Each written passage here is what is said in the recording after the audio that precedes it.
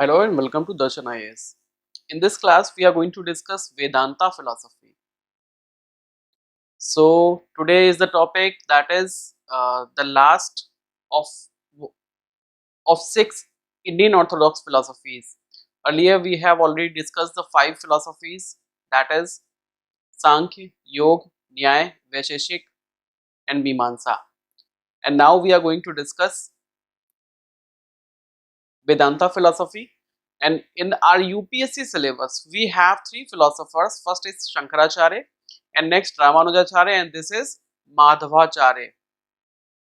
This is Madhvacharya. Okay, so we are going to discuss these philosophers, but in today's class we will discuss only Shankaracharya because all of the three are not possible to cover in the single class. So we have to discuss these in multiple videos, and in this video we are going to discuss Shankaracharya, and we have some topics in our UPSC syllabus. First of all, I would like to tell everyone, whoever is watching this video is very important for every exam, whoever is having philosophy as a subject. Okay, because Vedanta philosophy is very big, and it always at least one question comes in every exam. So exam point of view, on the exam point of view, this philosophy is very important. So we are going to discuss Shankaracharya today, and which means we are going to discuss Advaita Vedant. आज हम बात करने वाले हैं अद्वैत वेदांत की. So in the Advaita Vedant system we will discuss Shankaracharya, and before proceeding further, I would like to tell you something that we are going to discuss today. These will be the topics that we are going to discuss today. पहला है ब्रह्म, and then ईश्वर, आत्मा, जीव, जगत, माया, अविद्या, अध्यास, मोक्ष, अपृथक सिद्धि, and then पंचविधा भेद. तो ये कुछ टॉपिक्स हैं जिनको आज हम पढ़ने वाले हैं. इसमें से आज हम अपृथक सिद्धि और पंचविधा भेद, ये दो टॉपिक्स आज हम कवर नहीं कर पाएंगे. आज हम पढ़ेंगे, आज के जो टॉपिक्स हैं जो हम पढ़ने वाले हैं उनको एक बार मैं बता देता हूं. आज हम क्या क्या पढ़ने वाले हैं. आज हम पढ़ेंगे ब्रह्म को शंकराचार्य के अकॉर्डिंग ब्रह्म क्या है, and what is Ishvara according to Shankaracharya, what is atma, what is jiva, what is jagat, and what is maya, what is avidya, what is abhyasa, and moksha means liberation. These are the topics that we are going to discuss today. Okay, so let us start this class. Before starting this class, I would like to tell you that I would like to suggest you that subscribe this channel Darshan IAS so that you cannot miss any of the new videos that will come on philosophy later. Okay, and do not forget to press the bell icon as well so that you can get the notifications on time of every video. And after this, I would like to tell you one more thing, that this is the last topic of one of the six. This is one of the six Indian Orthodox schools of philosophy, which is in the UPSC syllabus. And apart from this, we have one more topic, that is Aurobindo. So after Aurobindo, we will complete our Indian part, that is part 2 of paper 1.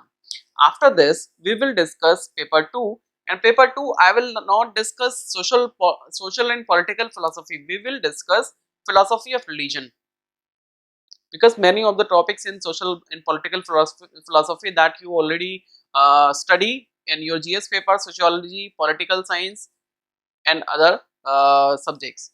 So philosophy of religion is more important for philosophy students. This is why we will discuss philosophy of religion after completing the Indian part.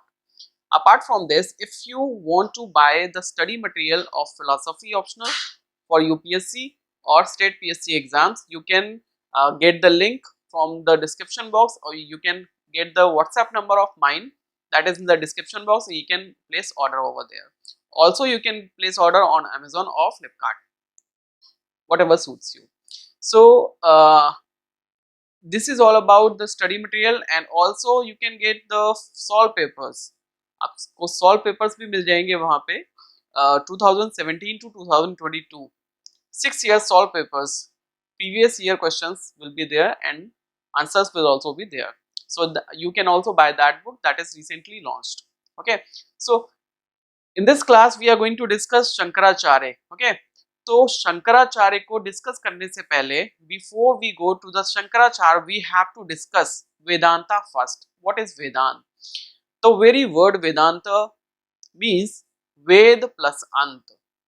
Veda plus anta. Veda means वेद, है ना, and अंत means and, which means and of Vedas. तो आज हम क्या पढ़ने वाले हैं?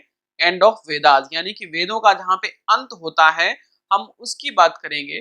तो जहां पे वेदों का अंत होता है दैट इज कॉल्ड उपनिषद. जिसको हम वेदों का अंत कहते हैं वो वहां से हमें उपनिषद स्टार्ट होते हैं. और उपनिषद में हम क्या करते हैं? वेदों की व्याख्या करते हैं. जैसा कि हमने जो हमारा मीमांसा दर्शन था, इससे पहले के जो 2 वीडियोस आपने देखे होंगे, इससे पहले की जो हमारी फिलोसफी थी उसमें भी हमने पढ़ा था कि मीमांसा क्या करता है. व्हाट डज मीमांसा मीन? मीमांसा का मतलब है इन्वेस्टिगेशन. और इन्वेस्टिगेशन किसका करता है? वो वेदों का इन्वेस्टिगेशन करता है, लेकिन वो वेदों के प्रारंभिक भाग का करता है. And Vedanta is the end of Vedas, which means we will discuss the ending points of Vedas. ठीक है, कि वेदों के अंत में क्या कहा गया है तो उसको हम पढ़ने वाले हैं. उपनिषद का मतलब होता है कि आमने सामने बैठकर ज्ञान देना. जैसे मैं अभी आपको उपदेश दे रहा हूं बैठ के, तो ये भी एक उपनिषद है. ठीक है, तो जहाँ पे वेदों का अंत होता है उसको हम उपनिषद कहते हैं. जैसे कि हम एक बहुत अच्छा एग्जाम्पल है उपनिषद का गीता, श्रीमद् भगवद गीता, जिसमें भगवान श्री कृष्ण अर्जुन को क्या करते हैं? साक्षात सामने खड़े होकर ज्ञान देते हैं. अब जो ज्ञान देते हैं उससे क्या होता है? उसको हम उपनिषद कहते हैं. ठीक है, तो इसी तरीके से जो हम आज पढ़ने वाले हैं, वेदांत को पढ़ने वाले हैं, तो इसमें भी हम क्या पढ़ने वाले हैं? उपनिषद का अध्ययन करने वाले हैं. ठीक है, तो अगर हम बात करते हैं वेदांत की, तो कोई भी फिलोसफी है तो उसका हमें क्या होना क्या पता होना चाहिए कि उसका प्रोपाउंडर कौन है and what is the authentic source और foundational text of that philosophy, है ना. तो अगर इसके हम ऑथेंटिक सोर्स ऑफ टेक्स्ट की बात करते हैं, अगर फाउंडेशनल टेक्स्ट की बात करते हैं, तो वो क्या है? वो ब्रह्म सूत्र माना गया है. वो माना गया है ब्रह्म सूत्र. ठीक है, द ब्रह्म सूत्र one of the foundational text of Vedanta, जो कि वेदांत के जो फाउंडेशनल टेक्स्ट है उनमें से एक है. एंड इसको लिखा किसने है? इसको वादरायण ने लिखा है. आपने अगर महाभारत देखी होगी तो उसमें आपने एक कैरेक्टर देखा होगा महर्षि वेद व्यास का. ठीक है, महर्षि वेद व्यास का आपने कैरेक्टर देखा होगा. ये वही वेद व्यास है जिनको बादरायण के नाम से जाना जाता है. और वेद व्यास का अगर लिटरल मीनिंग देखते हैं तो इनके नाम का भी कुछ मीनिंग निकलता है. तो इसका लिटरल मीनिंग होता है द वन हु अरेंजेस, यानी कि ऐसा व्यक्ति जो अरेंज करता है. लेकिन यहाँ पे अरेंज क्या कर रहे हैं?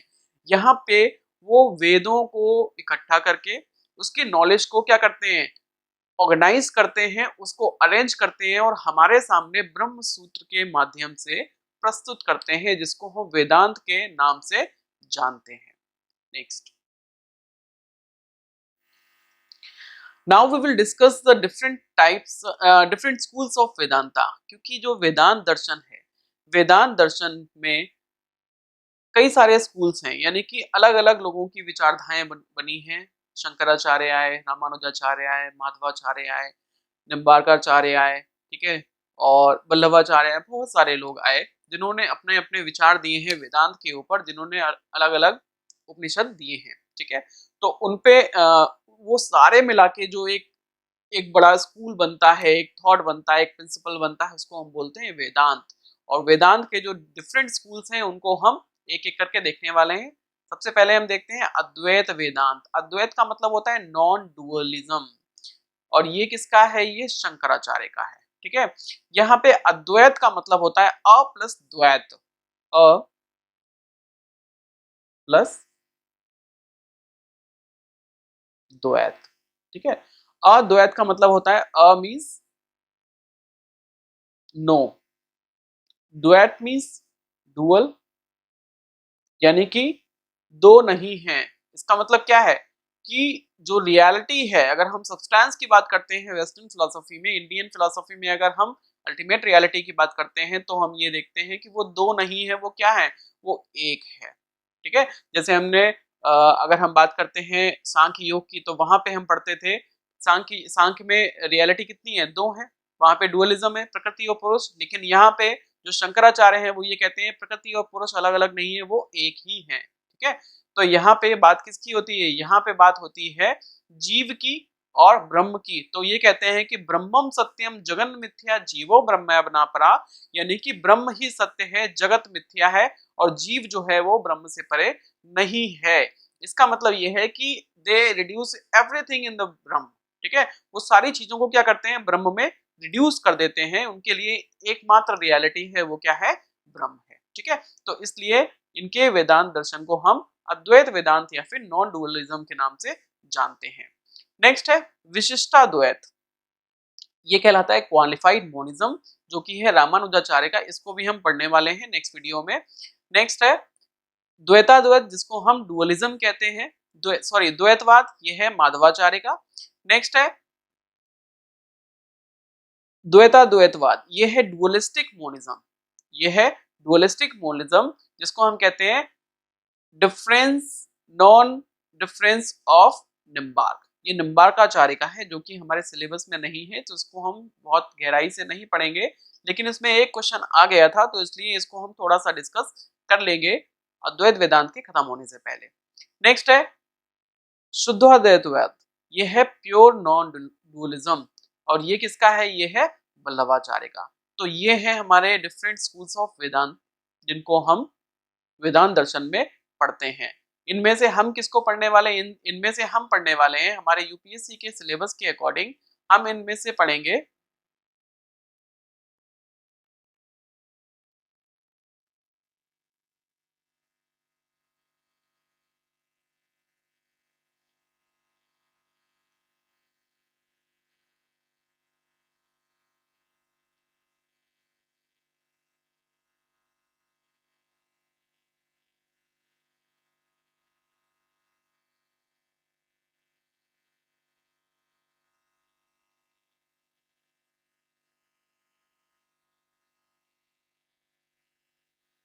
एकदम से पीपीटी बंद हो गया, सो सॉरी, दोबारा से स्टार्ट किया है।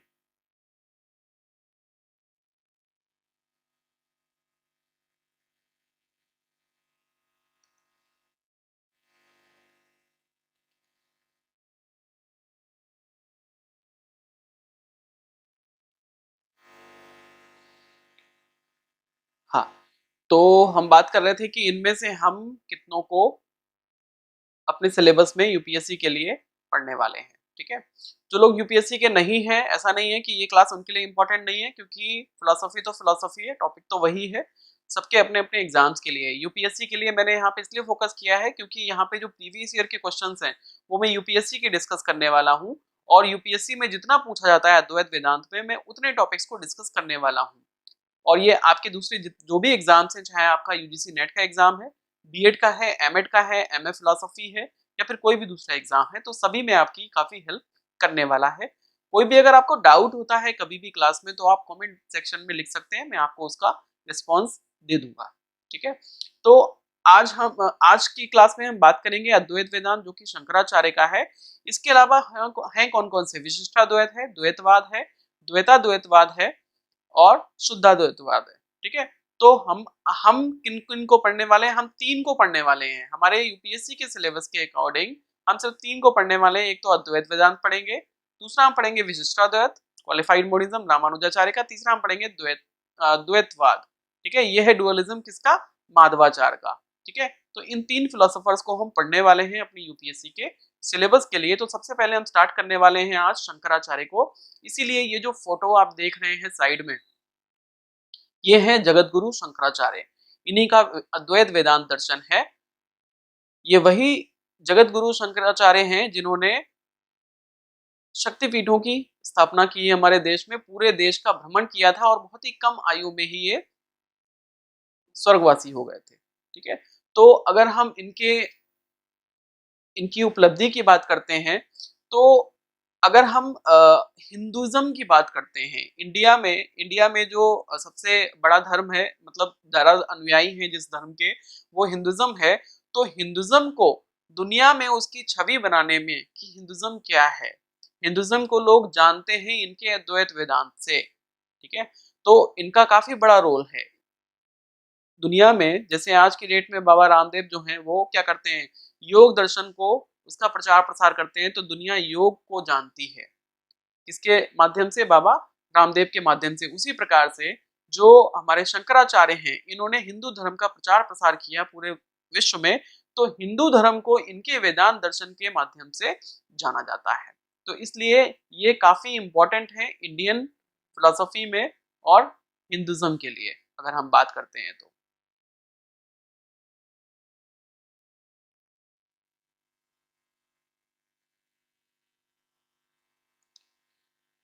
नेक्स्ट आगे बात करते हैं। अब हम स्टार्ट करने वाले हैं अद्वैत वेदांत, यानी कि शंकराचार्य का जो अद्वैत वेदांत है, यानी कि नॉन डुअलिज्म।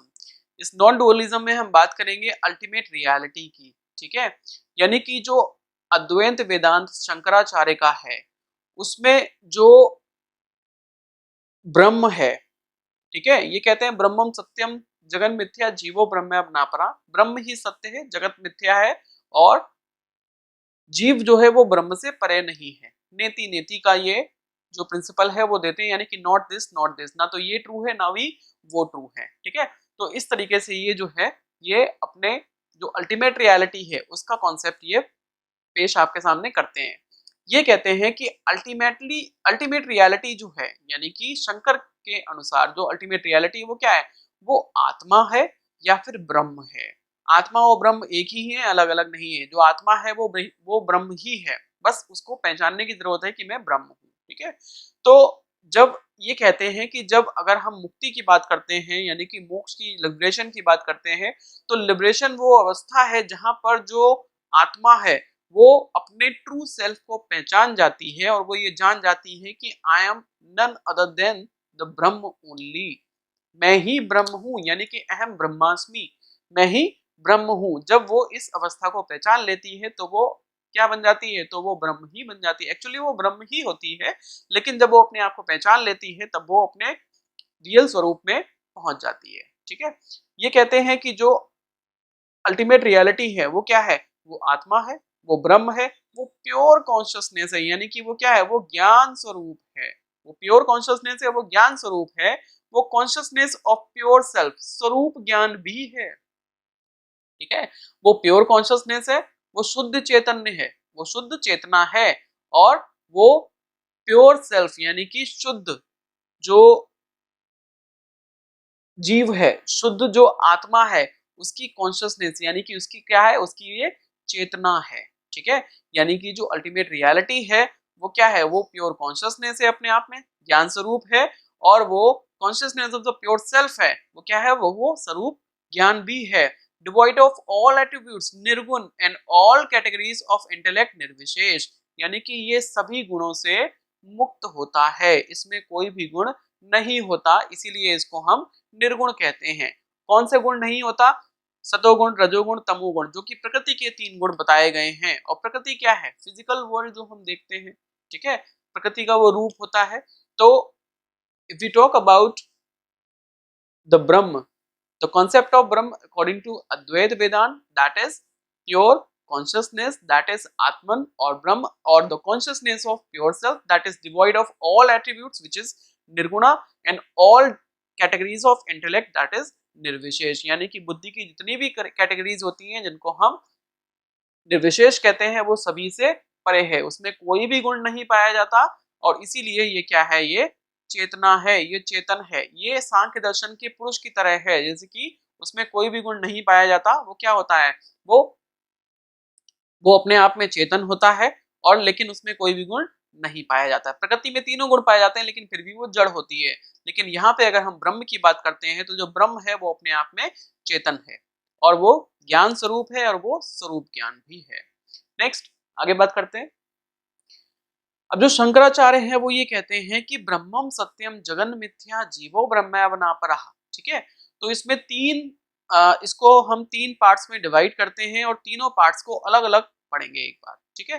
पहला है हमारा ब्रह्मम सत्यम, पहला ब्रह्मम सत्यम, दूसरा है जगत मिथ्या, तीसरा है जीवो ब्रह्मणापरः। तो इन तीनों को हम अलग अलग पढ़ने वाले हैं। पहले हम पढ़ेंगे कि ब्रह्मम सत्यम, कि ब्रह्म ही सत्य है, इससे शंकराचार्य क्या कहना चाहते हैं उसके बाद में हम पढ़ेंगे इस जगत जो है वो मिथ्या है, which means this world is illusory.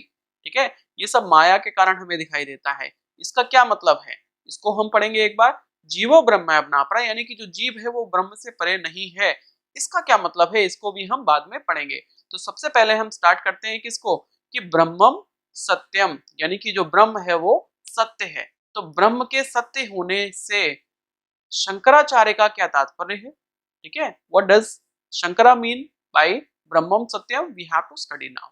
ठीक है, तो अभी हम इसको देखते हैं कि ब्रह्मम सत्यम, अब ये कहते हैं Brahman is the only reality, Brahma is the only reality, यानी कि एकमात्र सत्य अगर कुछ है तो वो ब्रह्म है। ठीक है, आगे ये कहते हैं कि Brahman is the all pervasive life principal, जहां भी आप देखते हो, जहां भी आपको जीवन दिखाई देता है, जो जीव है या फिर वो जीव नहीं है, वो सब कुछ क्या है, वो ब्रह्म ही है। वो क्या है, वो कॉन्शियसनेस है, वो चेतना है। ठीक है, जहां भी आपको चेतना दिखाई देती है वो सब कुछ ब्रह्म ही है। ठीक है, वो क्या है, वो अल्टीमेट ट्रुथ है, परम सत्य अगर किसी को कहते हैं तो वो ब्रह्म ही है।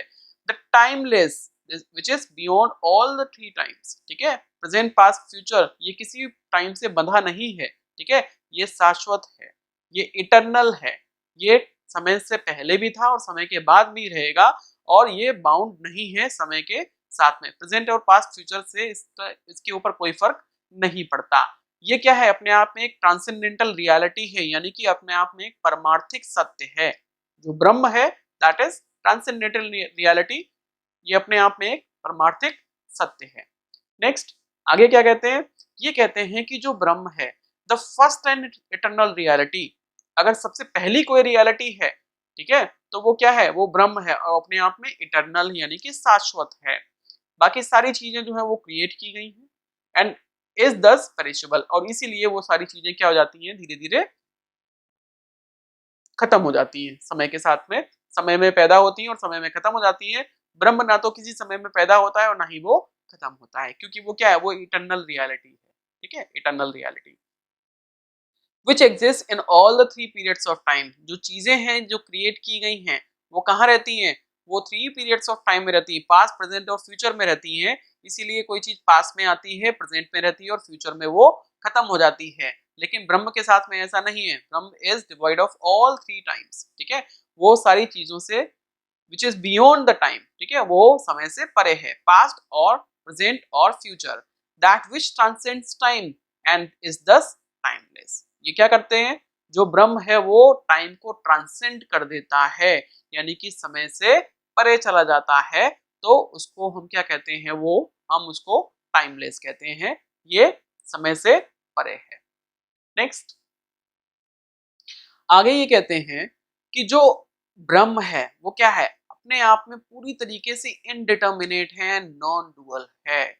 इनडिटर्मिनेट का मतलब क्या होता है, कि जिसको आप डिटरमाइन नहीं कर सकते, आप उसको कोई निश्चित रूप नहीं दे सकते। ठीक है, और ये अपने आप में नॉन डुअल है, जिसकी हम पहले भी बात कर चुके हैं। इसीलिए इनके वेदांत को हम क्या बोलते हैं, नॉन डुअलिज्म कहते हैं, यानी कि अद्वैत वेदांत कहते हैं, जिसमें डुअलिटी नहीं होती, जिसमें एकमात्र सत्य है और वो क्या है, वो है ब्रह्म।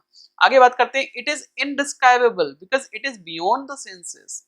हम इसको अपने सेंस ऑर्गन से क्या नहीं कर सकते, डिस्क्राइब नहीं कर सकते। इसको हम नाक से सूंघ नहीं सकते, आंखों से देख नहीं सकते, कान से सुन नहीं सकते, स्किन से टच नहीं कर सकते। ठीक है, और टंग से हम इसको टेस्ट नहीं कर सकते, यानी कि हम क्योंकि इसको अपने सेंस ऑर्गन से परसीव नहीं कर सकते, और हम अपने स्पीच से, माइंड से या फिर अपने सेंस ऑर्गन से हम इसको परसीव नहीं कर सकते, इसीलिए ये हमारे लिए क्या है, अनिर्वचनीय है, यानी कि ये इनडिस्क्राइबेबल है। अगर सबसे बेस्ट डिस्क्रिप्शन देखते हैं, ठीक है, अगर इसका बेस्ट डिस्क्रिप्शन देखते हैं कि ब्रह्म है क्या, तो वो एक फॉर्मूला देते हैं। कौन सा फॉर्मूला देते हैं, नेति नेति का। वो कहते हैं नेति नेति, इसका मतलब क्या होता है,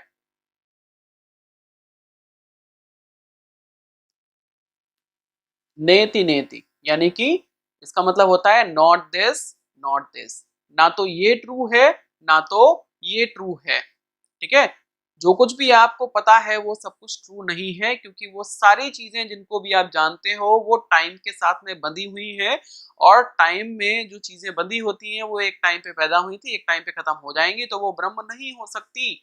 so what ever you know is not Brahma.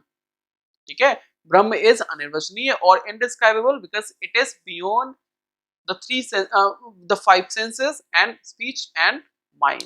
Is it clear? Next. अब हम शंकराचार्य के ब्रह्म की जो उनके पॉइंट्स ऑफ व्यू हैं, दो पॉइंट्स ऑफ व्यू हैं, दोनों को हम देखेंगे। As per Shankara Brahma is represented from the two points of views. इनका पहला पॉइंट कौन सा है? व्यवहारिक, यानी कि जिसको हम अपरा भी कहते हैं। ठीक है, अपरा कहते हैं। एम्पिरिकल पॉइंट ऑफ व्यू हम कहते हैं, यानी कि ये कौन सा है? ये इनका भौतिक जगत का पॉइंट ऑफ व्यू है कि जब हम ब्रह्म को भौतिक जगत के पॉइंट ऑफ व्यू से देखते हैं तब वो अपरा होता है, और इसको हम कैसे देखते हैं? इसको हम ईश्वर के रूप में देखते हैं, जिसको अभी हम डिटेल में पढ़ने वाले हैं। ठीक है, यानी कि जो व्यवहारिक पॉइंट ऑफ व्यू है, यानी कि एम्पिरिकल पॉइंट ऑफ व्यू है, उसको हम अपरा बोलते हैं, और ये क्या होता है इसको हम डिटेल में पढ़ेंगे। और जो दूसरा है वो है द अदर इज परमार्थिक। परमार्थिक का मतलब होता है ट्रांसेंडेंटल और एब्सोल्यूट पॉइंट ऑफ व्यू। ठीक है, इसको हम परा के नाम से भी जानते हैं। ये दोनों क्या होते हैं इनको एक बार हम समझते हैं। सबसे पहले हम बात करते हैं व्यवहारिक या फिर एम्पिरिकल पॉइंट ऑफ व्यू की, जिसको हम अपरा के नाम से जानते हैं। ठीक है, अगर हम व्यवहारिक एम्पिरिकल पॉइंट ऑफ व्यू की बात करते हैं, अपरा के नाम से जानते हैं, तो ये कहते हैं कि जो ब्रह्म है उसको हम क्या समझते हैं? Brahman is regarded as a cause of this jagat's origin, existence and dissolution, because this jagat indeed has an empirical reality. क्योंकि इस जगत को हम कैसा देखते हैं? एज एन एम्पिरिकल रियलिटी ही तो देखते हैं। हमारे लिए ये क्या है? एक भौतिक जगत है, और भौतिक जगत के रूप में हम इसको रियल समझते हैं। अब अगर हम इसको भौतिक जगत के रूप में रियल समझते हैं, तो रियल चीज को बनाने वाला भी तो कोई रियल होगा। वो कौन हो सकता है? वो, अगर हम इस व्यवहारिक जगत को समझना चाहते हैं, तो व्यवहारिक जगत को समझाने वाला जो जो बनाने वाला है, वो उसकी रियलिटी कैसी होगी? उसकी रियलिटी भी तो व्यवहारिक ही होगी, यानी कि एम्पिरिकल होगी। अगर एम्पिरिकल वर्ल्ड को के क्रिएटर को समझना चाहते हैं, तो उसकी रियलिटी भी तो एम्पिरिकल ही होगी, है ना, जिसको हम अपरा के नाम से जानते हैं, यानी कि व्यवहारिक या फिर एम्पिरिकल पॉइंट ऑफ व्यू के नाम से जानते हैं, जो जगत का निर्माण करता है। ठीक है, जो उसके एग्जिस्टेंस का कारण है, जगत के एग्जिस्टेंस यानी कि उसके अस्तित्व का कारण है, और जगत का विनाश यानी कि जब यहाँ पे प्रलय आती है तो उसका कारण भी वही एम्पिरिकल पॉइंट ऑफ व्यू वाला, जो अपरा वाला, जो इनका ब्रह्म का पॉइंट ऑफ व्यू है, जो ब्रह्म है वही होता है। ठीक है, क्योंकि ये जो जगत है ये क्या है? अपने आप में एम्पिरिकल रियलिटी है, और इस एम्पिरिकल रियलिटी के अगर क्रिएटर को समझना है तो उसको एम्पिरिकल पॉइंट ऑफ व्यू से ही देखना पड़ेगा, तभी आप अपरा जो कॉन्सेप्ट है ब्रह्म का वो आप समझ पाओगे। ठीक है, नेक्स्ट आगे ये कहते हैं कि फ्रॉम व्यवहारिक point of view Brahma is सर्वज्ञान सर्वशक्तिमान।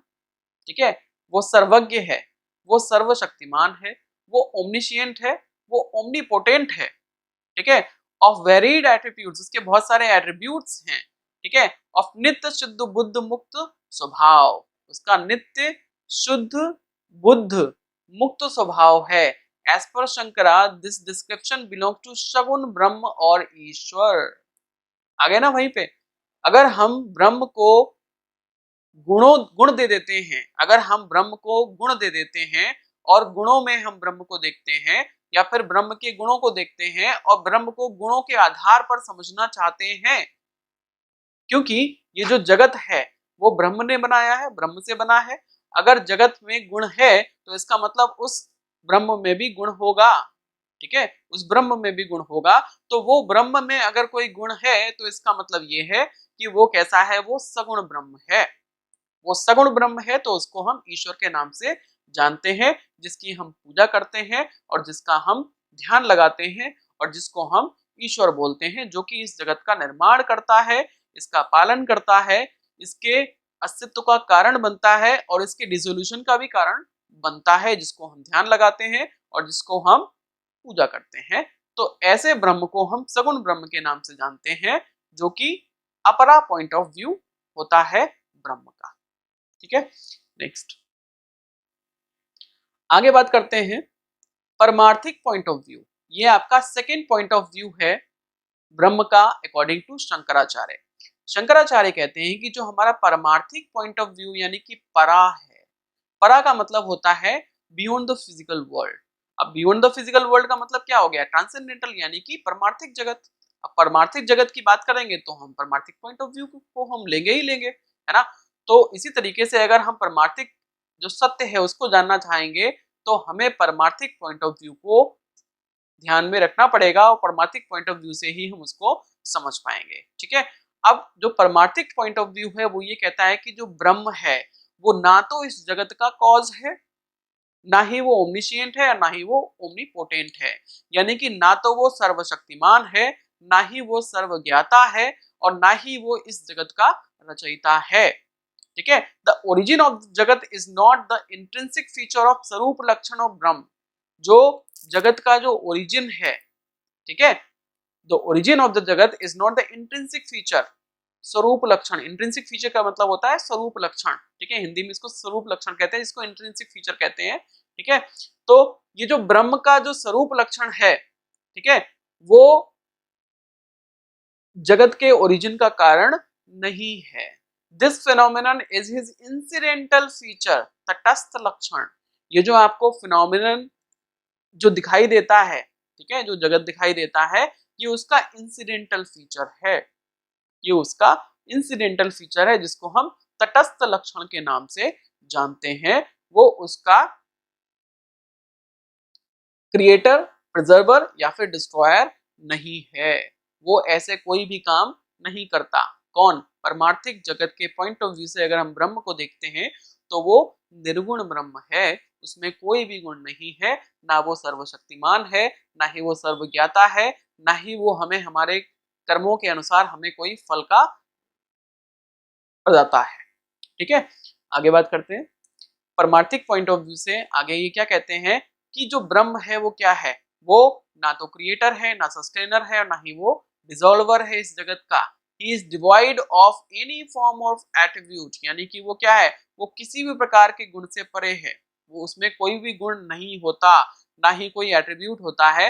तो वो क्या है, वो निर्गुण कहा जाएगा। जिसमें गुण है वो सगुण है, जिसमें गुण नहीं है वो निर्गुण है। From absolute point of view Brahma is सत्यम ज्ञानम अनंतम, ठीक है। अगर हम एब्सोल्यूट पॉइंट ऑफ व्यू की बात करते हैं, परा जो जिसको हम परा बोलते हैं, जिसको हम निर्गुण ब्रह्म बोलते हैं, उसको अगर हम समझना चाहते हैं तो वो क्या है, वो है सत्यम ज्ञानम अनंतम, ठीक है। वो सत्य है, वो ज्ञान है, और वो अपने आप में अनंत है। सत्य का मतलब होता है वो रियलिटी है, वो ज्ञानम का मतलब होता है वही अपने आप में नॉलेज है, वही नोएबल है, ठीक है। और वही अनंत है, वही अनंत का मतलब होता है वो इनफाइनाइट है। जहां भी आप देखते हो, जो कुछ भी है, जो देखते हो या नहीं देखते हो, सब कुछ क्या है, वो निर्गुण ब्रह्म ही है। This is the essential feature of स्वरूप लक्षण, ठीक है। इसी को हम क्या बोलते हैं, एसेंशियल फीचर बोलते हैं, जिसको हम स्वरूप लक्षण बोलते हैं, किसका, ब्रह्म का। क्योंकि वो क्या है कि वो सत्य ज्ञान अनंत है, वो सत्य ज्ञान अनंत है, जिसको हम एसेंशियल फीचर बोलते हैं ब्रह्म का, जो कि क्या है, निर्गुण ब्रह्म, ना कि सगुण ब्रह्म, which is divide of all the attributes and gunas. Next, अब क्योंकि ब्रह्म एक है, ठीक है, अब क्योंकि ब्रह्म एक है तो उसको हम क्या नहीं कर सकते, किसी से भी डिफरेंशिएट नहीं कर सकते। ब्रह्म is absolutely undifferentiated pure identity. ये अपने आप में प्योर आइडेंटिटी है, एब्सोल्युटली अनडिफरेंशिएटेड है, ठीक है। और ये सभी प्रकार के डिफरेंस से परे है, इसमें कोई भी डिफरेंस नहीं होता। डिफरेंस कब होगा, कि जब दो चीजें होंगी तो दो चीजों में आप डिफरेंस कर पाओगे ना। जब दो चीजें है ही नहीं तो डिफरेंशिएट किसके साथ में करोगे उसको, ठीक है। तो इस हिसाब से इसमें ना तो होमोजीनस डिफरेंस होता है, ना ही तो हेटेरोजीनस डिफरेंस होता है, और ना ही इंटरनल डिफरेंस होता है। इसमें इन तीनों, सॉरी, इसमें इन तीनों में से कोई भी डिफरेंस नहीं होता है। अब क्योंकि कोई डिफरेंस नहीं होता है, इसलिए इसको हम क्या बोलते हैं, एब्सोल्युटली अनडिफरेंशिएटेड प्योर आइडेंटिटी। अपने आप में शुद्ध पहचान है ये, ठीक है, शुद्ध चेतना है। नेक्स्ट, अब हम एक एक करके पढ़ते हैं कि ये डिफरेंस क्या होते हैं। सबसे पहले हम बात करेंगे होमोजीनस डिफरेंस की। होमोजीनस का मतलब होता है, हिंदी में इसको कहते हैं हम सजातीय भेद। सजातीय भेद is the difference between the two homogeneous things, यानी कि एक जैसी दो चीजें जब होती हैं उनमें अगर हम डिफरेंशिएट करते हैं तो उसको हम सजातीय भेद या फिर होमोजेनस डिफरेंस कहते हैं। For example, one tree and another tree, दो पेड़ हैं, दोनों पेड़ों को हम आपस में डिफरेंशिएट कर रहे हैं कि एक बड़ा है एक छोटा है, एक में पत्ते ज्यादा हैं, एक के पत्ते झड़ चुके हैं, एक आम का है एक अमरूद का है या एक नीम का है ना। तो इस तरीके से हम जब दो एक जैसी चीजें हैं यानी कि दो होमोजीनस चीजें हैं तो दोनों में हम डिफरेंशिएट कर सकते हैं, लेकिन जो ब्रह्म है उसमें होमोजीनस डिफरेंस नहीं होता क्योंकि ब्रह्म के जैसा दूसरा कोई है ही नहीं, तो उसको आप होमोजीनस, इसलिए वो होमोजीनस डिफरेंस से क्या है, वो परे है।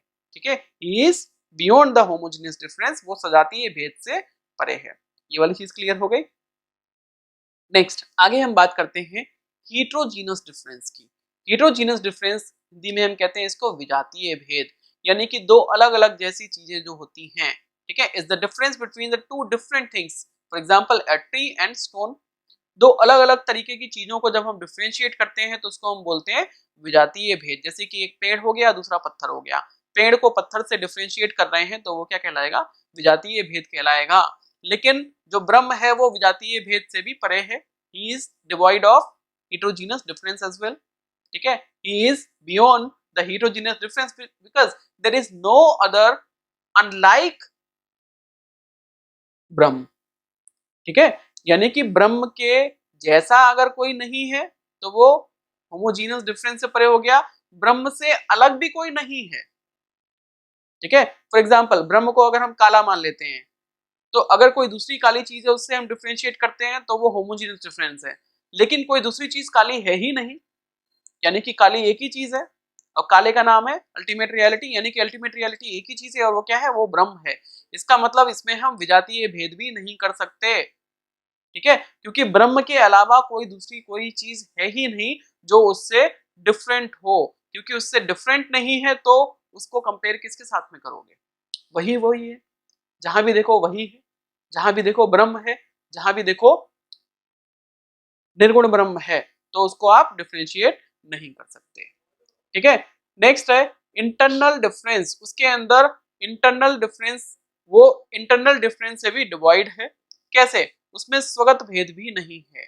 स्वगत भेद का मतलब क्या है, स्वगत भेद का मतलब होता है is the difference between the parts of a whole, for example between the leaves, flowers and fruits of a tree, यानी कि एक चीज के अंदर की जो इंटरनल चीजें होती हैं उनको आपस में अगर हम डिफरेंशिएट करते हैं तो उसको हम बोलते हैं इंटरनल डिफरेंस, यानी कि स्वगत भेद। ठीक है, उसको हम बोलते हैं स्वगत भेद। तो अगर हम बात करते हैं ब्रह्म की, तो ब्रह्म जो है वो तीनों प्रकार के डिफरेंस से परे है, उसमें इंटरनल डिफरेंस भी नहीं है। ठीक है, अब इंटरनल डिफरेंस क्यों नहीं है, क्योंकि ब्रह्म के अंदर कुछ और नहीं है। ठीक है, और ना ही ब्रह्म किसी के अंदर है।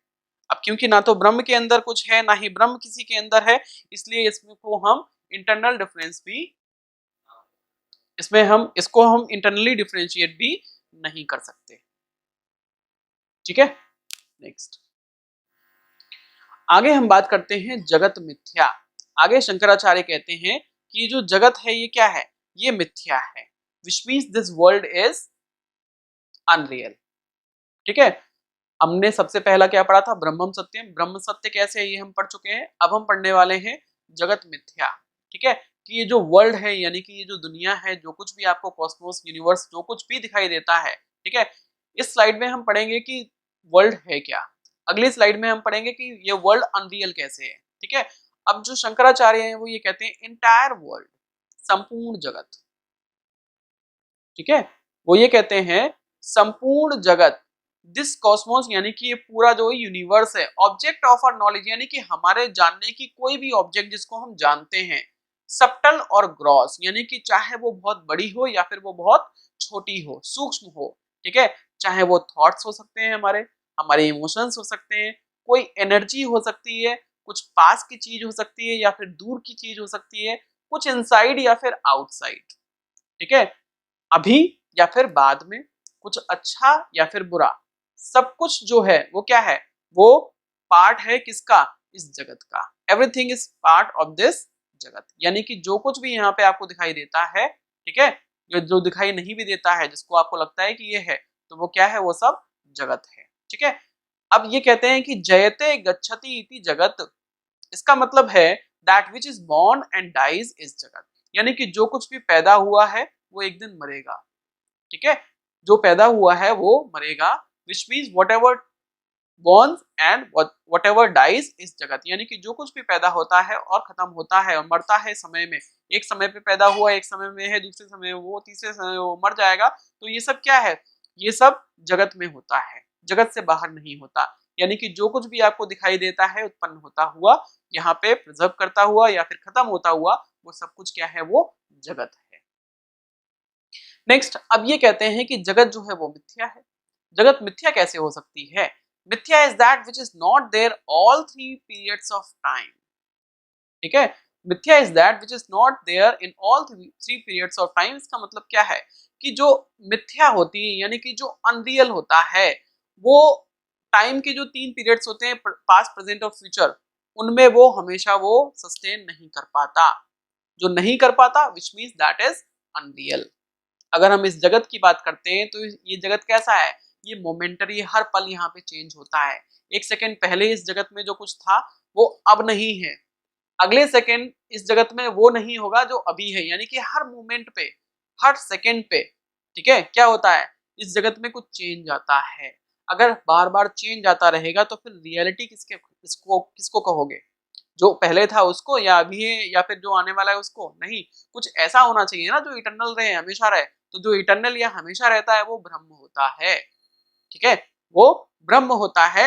और ये जगत है, इसमें क्या होता है, जयते गच्छति इति जगत, यानी कि इसमें जो कुछ भी आता है वो एक टाइम पे खत्म भी हो जाता है। इसका मतलब ये है कि जो चीजें यहाँ आती हैं एक टाइम पे, दूसरे टाइम पे रहती हैं, तीसरे टाइम पे वो खत्म हो जाती हैं, which means they are not eternal. Since they are not eternal and they are not in there in the three periods of time, past, present or future, this is why they are mithya or unreal. The above aphorism of jagat mithya thus implies that all what is available for experience is transient or क्षणिक। ठीक है, ये आपका जो Buddhism का जो क्षणिकवाद है उससे मिलता जुलता है। ठीक है, यानी कि जो कुछ भी है वो क्षणिक है, वो मोमेंटरी है, इस मोमेंट पे कुछ और है, अगले मोमेंट पे कुछ और होगा। अब क्योंकि ऐसे बार बार चेंज होता रहेगा तो उसको हम रियल तो नहीं बोल सकते। किसी व्यक्ति का बार बार मूड चेंज होता है, कभी वो ईमानदार हो जाता है, कभी वो चोरी कर लेता है, तो क्या आप उसको ईमानदार की संज्ञा दोगे या फिर उसको चोर की संज्ञा दोगे? आप दोनों ही नहीं दे सकते, आप दोनों ही उसको नहीं दे सकते। ठीक है, इसका मतलब ये है कि वो रियलिटी कुछ और ही है जिसको आप जानते नहीं है। हो सकता है उसको कुछ मानसिक बीमारी हो, ठीक है, जिसकी वजह से वो बार बार अपनी पर्सनालिटीज को चेंज करता है ना। तो जो चीजें बार बार चेंज होती हैं विच is not, that is called not eternal but that is called मिथ्या। क्योंकि जगत में बार बार चेंज होता है तो इसका मतलब, और ये तीनों पीरियड्स ऑफ टाइम में नहीं रहता है, कभी होता है कभी नहीं होता है, तो इसलिए इसको हम क्या बोलते हैं, इसको हम मिथ्या बोलते हैं, यानी कि अनरियल बोलते हैं। नेक्स्ट आपका जो थर्ड वाला जो पॉइंट है, जो हमारा पार्ट था, ब्रह्मम सत्यम जगन मिथ्या जीवो ब्रह्मैव नापराहा, यानी कि जो लास्ट वाला था वो क्या था, जीवो ब्रह्मैव नापराहा, यानी कि जो जीव है वो ब्रह्म से परे नहीं है। इसको एक बार हम समझते हैं कि इसका मतलब क्या है। ये कहते हैं कि एवरी जीव, यानी कि जो कोई भी जीव है, ठीक है, चाहे वो लिमिटेड है या फिर फाइनाइट एंटाइटी है, वो क्या है, वो अपने आप में बेसिकली वो इनफाइनाइट और टाइमलेस ब्रह्म ही है। यानी कि जो कुछ भी जीव जगत में आप देखते हो, ठीक है, वो अपने आप में फाइनाइट नहीं है, बल्कि वो इनफाइनाइट रियलिटी है। वो infinite reality is nothing else but ब्रह्म। वो इनफाइनाइट जो रियलिटी है वो कुछ और नहीं है, वो क्या है, वो लिमिटलेस ब्रह्म है, वो लिमिटलेस ब्रह्म है। ठीक है, और जो ट्रुथ ऑफ एसेंस होता है किसी इंडिविजुअल का, वो ट्रुथ और एसेंस होता है पूरे विश्व का। ठीक है, और जो ट्रुथ और एसेंस होता है पूरे विश्व का, वो किसी और का नहीं होता है। वो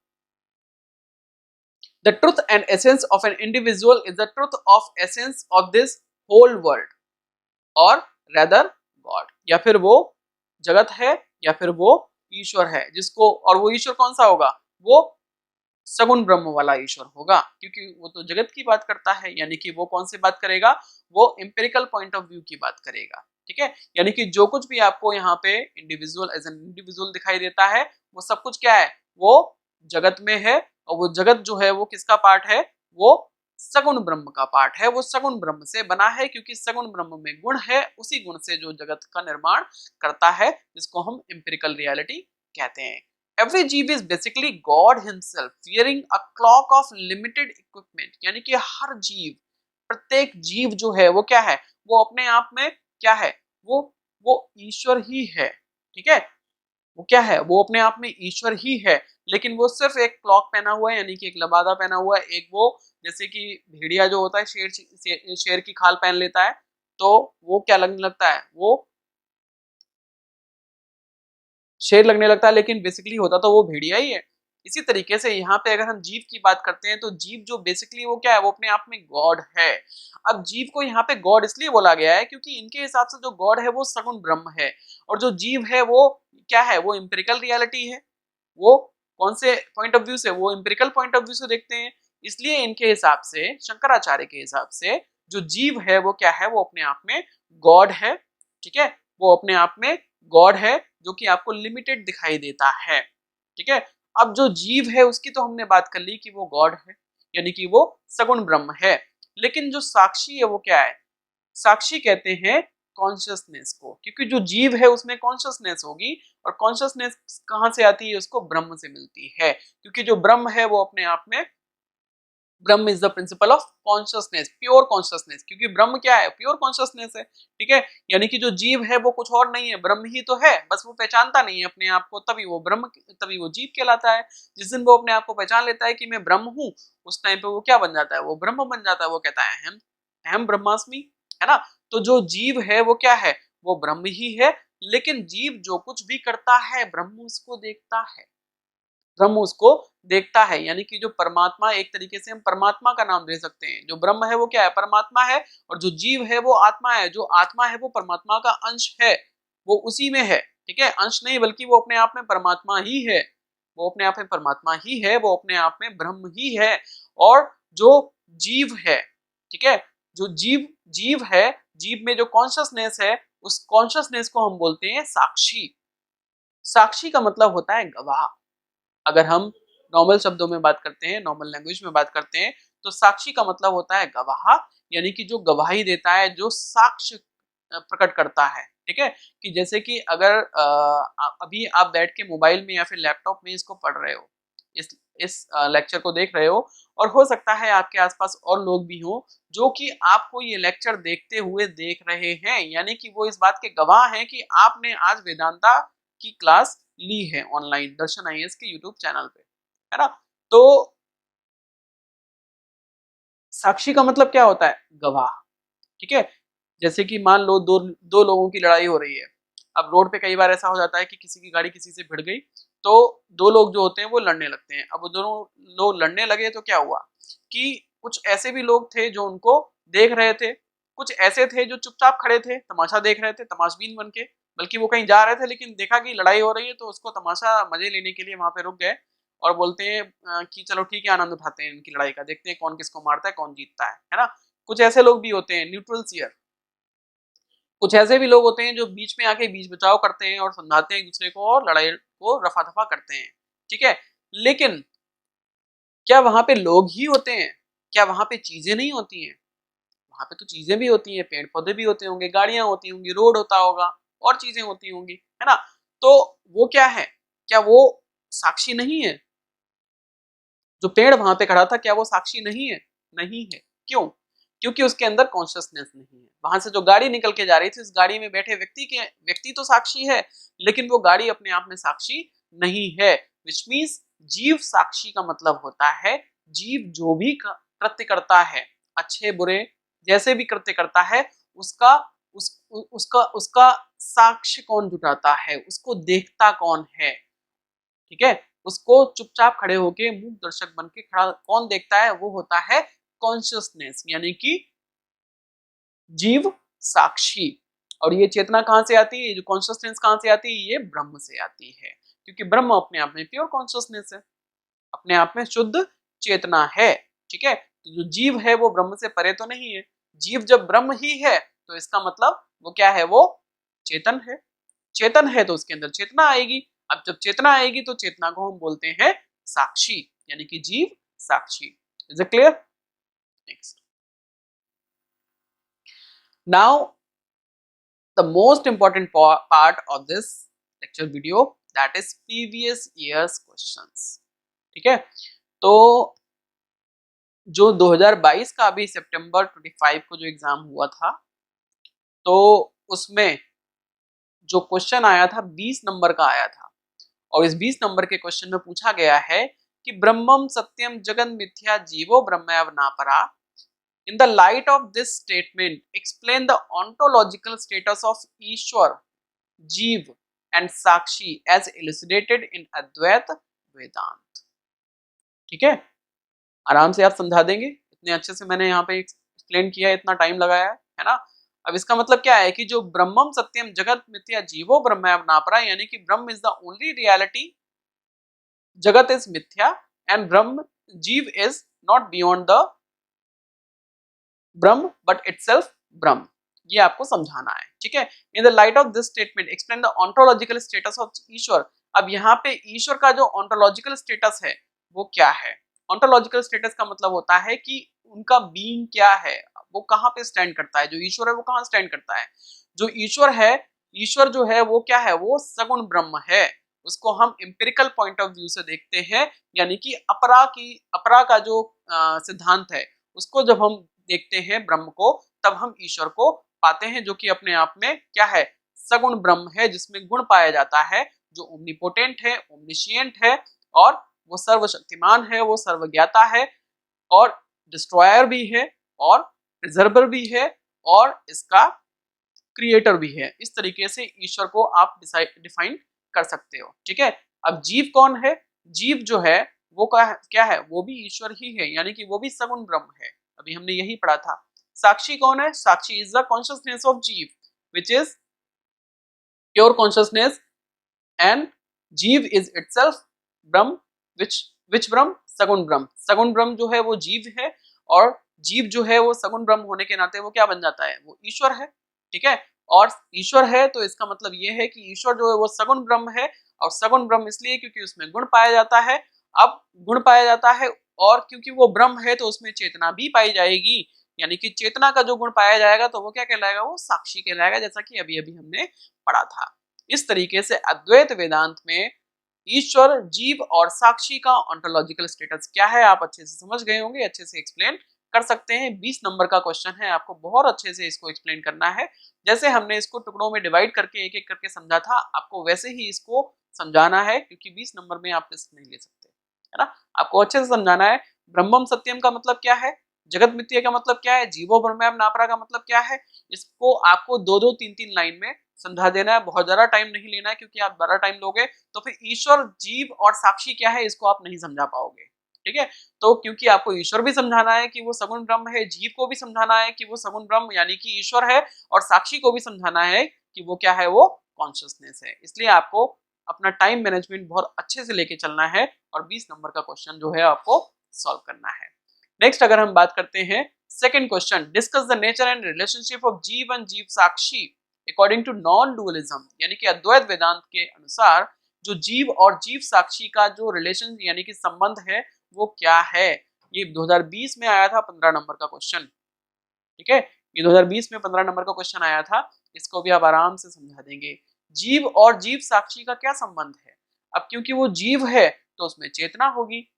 ठीक है, और जो चेतना है वो अपने आप में क्या है, जीव की जो चेतना है वो जीव साक्षी है, जो जीव को सभी कृत्य करते हुए क्या करती है, उसको देखती है, उसकी न्यूट्रल सियर बन के। Is it clear? नेक्स्ट जो आपका क्वेश्चन है ये कहते हैं, explain the logical consequences of the metaphysical absolutism of Advaitism. 2019 में ये 20 नंबर का क्वेश्चन आया हुआ है। ठीक है, ये आपका होमवर्क रहेगा, क्योंकि सारी चीजें अगर मैं ही समझा दूंगा तो फिर आप अपना दिमाग कब लगाओगे, क्योंकि आपको भी होमवर्क मिलना चाहिए। ये आपका होमवर्क है। ये जो थर्ड क्वेश्चन है ये आपका होमवर्क है। आपको पूरा लेक्चर फिर से पढ़ना है, एक बार रिवाइज करना है और फिर इस क्वेश्चन का आंसर समझना है। ये क्वेश्चन मैं आपको एक बार समझा देता हूं ताकि आपको समझ में आ जाए कि इसको आंसर में क्या देना है। Explain the logical consequences of the metaphysical absolutism. Metaphysical absolutism का मतलब होता है अद्वैत वेदांत का जो मेटाफिजिकल एब्सोल्यूटिज्म है। मेटाफिजिकल का मतलब होता है ट्रांसेंडेंटल, यानी कि which is devoid of which is beyond the empirical world, यानी कि हम परमार्थिक जगत की बात करते हैं। परमार्थिक पॉइंट ऑफ व्यू से अगर एब्सोल्यूटिज्म को देखते हैं तो ये बात कर रहे हैं किसकी, ये बात कर रहे हैं निर्गुण ब्रह्म की। ठीक है, अब जो निर्गुण ब्रह्म है, जो निर्गुण ब्रह्म है अद्वैत वेदांत का, उसका लॉजिकल कॉन्सिक्वेंस निकल के क्या आता है ये आपको समझना है और इस वीडियो के कमेंट में अपना आंसर जो है वो लिखना है। फिर मैं देखूंगा कि सही है गलत है, फिर मैं आपको उसको इवैल्यूएट करूंगा। तो आज की क्लास में इतना ही। आगे की क्लास में हम बात करेंगे शंकराचार्य को आगे बढ़ाएंगे और उसमें हम पढ़ने वाले हैं दूसरे टॉपिक। जो दूसरे टॉपिक रहने वाले हैं इसी को हम आगे बढ़ाएंगे और उसमें हम बात करेंगे ईश्वर की, उसमें हम बात करेंगे अध्यास की, उसमें हम बात करेंगे लिबरेशन की और उसमें हम बात करेंगे सुपर इम्पोजिशन। ठीक है, ये सारे टॉपिक्स को हम कल पढ़ने वाले हैं, जिनके साथ में फिर आपका जो शंकराचार्य का अद्वैत वेदांत है वो कंप्लीट हो जाएगा। तो आज की क्लास में इतना ही। If you have any doubts you can contact me on my WhatsApp number or you can write down in the comment section. If you want to buy the study material, you can buy on Amazon, Flipkart, or you can also place the open order through the number that is given in the description box. अगर एक चीज मैं आपको बता दूं, Amazon और Flipkart पे आपको महंगा मिलता है क्योंकि उसमें Amazon और Flipkart की जो फीस है वो ऐड हो जाती है। अगर आप ओपन ऑर्डर करते हो यानी कि आप डायरेक्ट मुझे ऑर्डर प्लेस करते हो, यानी कि हमारे दर्शन आईएएस की टीम को ऑर्डर प्लेस करते हो, तो वो आपको सस्ता पड़ता है और उसकी डिलीवरी भी फास्ट होती है। क्योंकि अमेजोन को अगर आप करते हो तो अमेजोन पहले हमारे पास आएगा लेने के लिए, फिर आपको डिलीवरी करेगा। अगर हमें आप ऑर्डर प्लेस करते हो तो हम सीधा आपको डिस्पैच करते हैं, आपके घर पहुंचता है, वो भी कम कीमत में। ठीक है, तो आज की क्लास में इतना ही। If you have any doubts, if you have any query, you can write down in the comment section or you can contact me on my WhatsApp number। अगर अभी तक आपने चैनल को सब्सक्राइब नहीं किया है तो कर लीजिए, बेल आइकन को प्रेस कर लीजिए ताकि नेक्स्ट वीडियो के जो नोटिफिकेशन हैं वो आपको मिल जाएं। तो वेदांत दर्शन की आपकी पहली वीडियो थी। इसके बाद में वेदांत दर्शन की जो दूसरी वीडियो होगी वो शंकराचार्य के ऊपर ही होगी, क्योंकि शंकराचार्य का टॉपिक बड़ा है और 2 वीडियोस में हो पाएगा। तो एक वीडियो ये हो गया, अगला वीडियो और आने वाला है। इसके बाद में आएगा आपका रामानुजाचार्य, नेक्स्ट आपका होगा माधवाचार्य। ठीक है, तो ये 4 वीडियोस में आपका वेदांता दर्शन कंप्लीट हो जाएगा। उसके बाद में सिंगल वीडियो में मैं कंप्लीट कर दूंगा अरविंद घोष को। अरविंद घोष के बाद में आपका जो इंडियन फिलोसफी का जो पार्ट है वो कंप्लीट हो जाएगा। इसके बाद में हम स्टार्ट करेंगे किसको, जो आपका पेपर 2 है, पेपर 2 का पार्ट 2 है philosophy of religion. Social political philosophy में इसलिए अभी स्टार्ट नहीं कर रहा हूँ क्योंकि उसमें कई सारे ऐसे टॉपिक्स हैं, मैक्सिमम टॉपिक्स बच्चों को आते हैं। ठीक है, क्योंकि वो अपना जीएस के पेपर में पढ़ लेते हैं, सोशियोलॉजी, पॉलिटी, इकोनॉमी, ये सारी चीजें वो पढ़ लेते हैं। तो इसलिए प्रॉब्लम जो होती है बच्चों को वो फिलोसफी ऑफ रिलीजन में होती है, पेपर 2 में नंबर वो नहीं बना पाते, है ना। तो इसलिए हम क्या करने वाले हैं कि इंडियन के बाद में हम फिलोसफी ऑफ रिलीजन को पढ़ेंगे, जिससे कि आपका जो फिलोसफी का सेकेंड पेपर है उसको भी हम स्टार्ट कर सकें। तो आज की क्लास में इतना ही। Thank you so much for joining my class. Have a good day.